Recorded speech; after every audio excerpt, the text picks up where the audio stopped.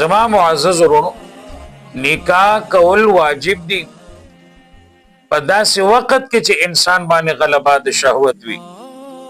نبی رسول الله والسلام فرمای فانه اغض للبصر واحسن للفرج. نکاح کول سره با د سترګې یخ شي، اغض للبصر، او د عورت با محفوظ شي. زما معزز ورونو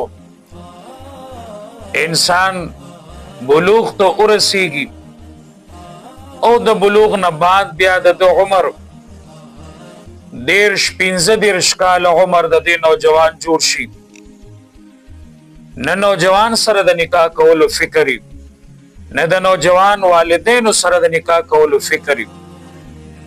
نو ارتکابات د ګناهونو خو خامخا کوي، زناکارۍ کې خو خامخا واقع کی.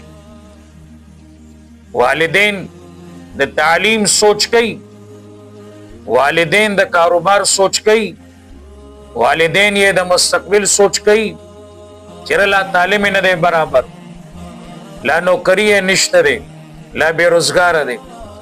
لیکن والدین سره دا سوچ او دا فکر نشته دی چې زما د دې لور او زما د دې زوی د عمر کم ځای نه کم ځای ته ورسېد. 14-15 سال کې انسان بالغ شي او بیا د 13 کاله پورې بې نکاح وي، 15 کاله 13 کاله 15 کاله. نو خامخا به زما معزز ورونو ګناه ته نه کېږي، خامخا زناکاري به ته کېږي.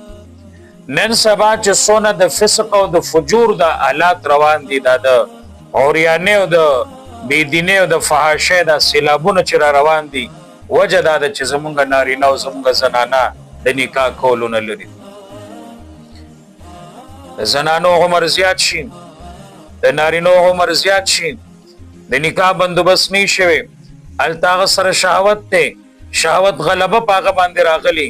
نو خامخا زما معزز ورونو ګناهونه به کېږي.